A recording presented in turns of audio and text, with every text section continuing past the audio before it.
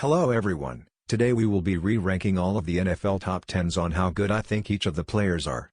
Keep in mind that some of these players I have never watched, as they played a long time ago. Alright, starting with all-time passing yards. At number 10 I put Matt Ryan. He is number 7 all-time, but let's be real, he is a stat patter. He is not a game-changing quarterback, but a franchise one. At 9 we have Eli Manning. I will forever love him for his 2 Super Bowl wins. But he is only just a Hall of Famer. He is number 10 all-time in yards, so he got a slight upgrade. Philip Rivers goes at number 8. He is number 6 all-time, and a very respectable quarterback but can go so higher than 8, because he has had a major lack of playoff success. Ben Roethlisberger, the famous woman respecter, is put at 7. Not the greatest human being but really entertaining to watch, and I loved his style, his pocket presence. He was so physical for a quarterback, I loved it. He is number 5 all-time yards. The most overrated player of all time next, Tom Brady, at 6. A system player blessed with 2 of the best coaches of all time and some of the best players surrounding him.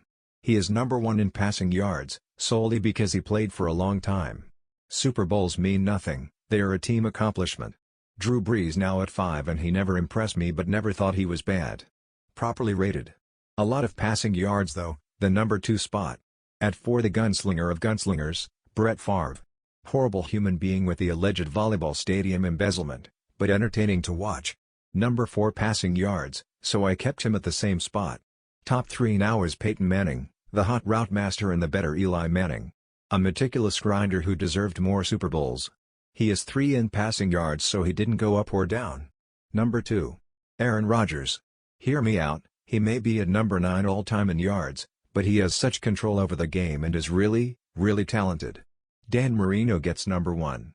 Playing in a non-passing era, with a strange release, he got the 8th most yards of all time, single-handedly carrying the Dolphins.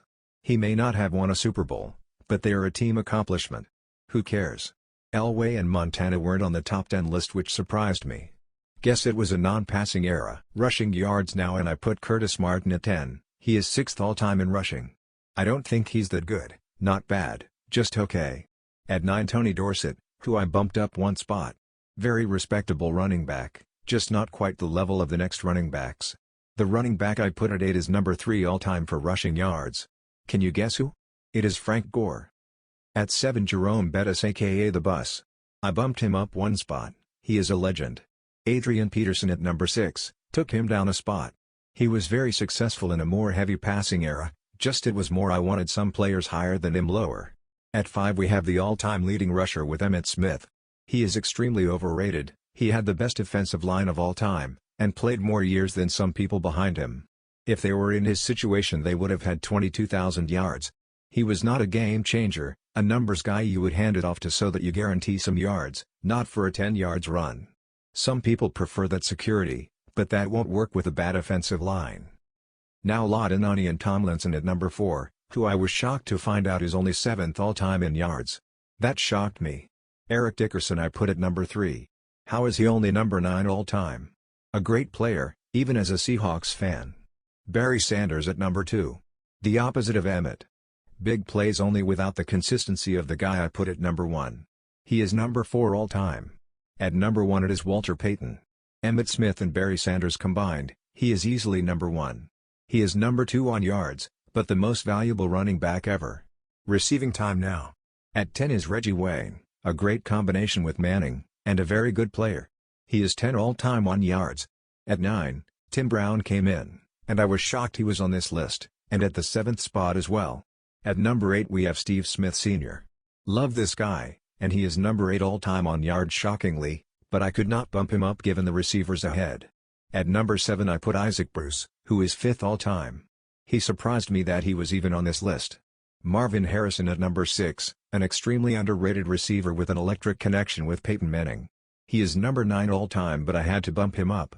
At number 5 we have Larry "Stat Patter" Fitzgerald. Sure, he is number 2 on yards all-time. Cool.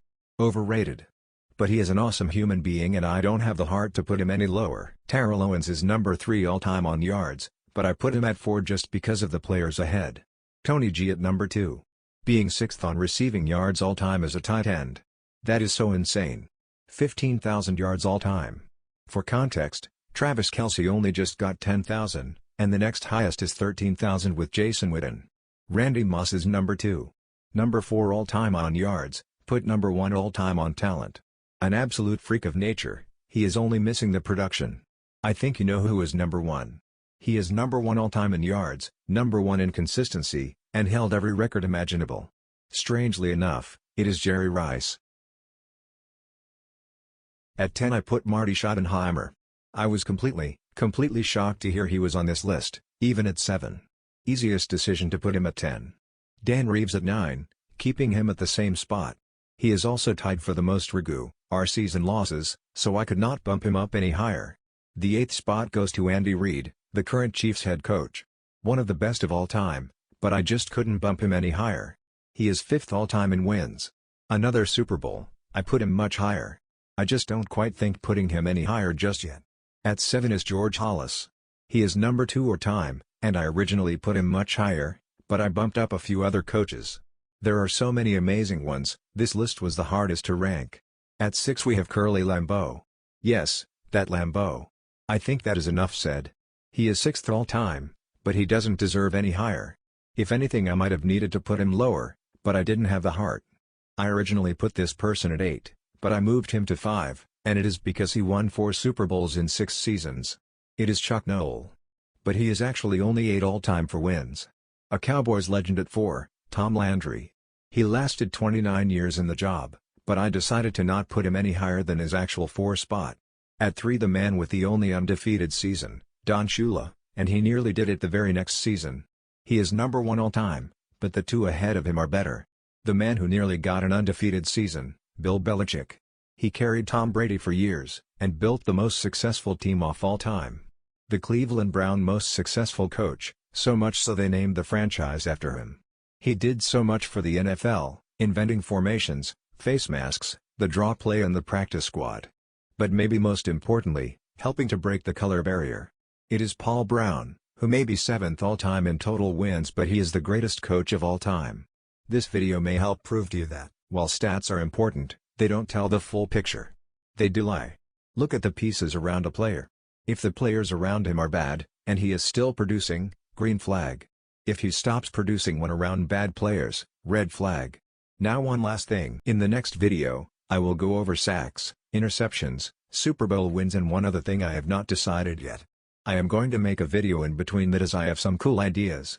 I hope you are looking forward to it. Make sure to like and subscribe. I worked very hard on this video, and I have more lists to rank, so part 2 coming soon.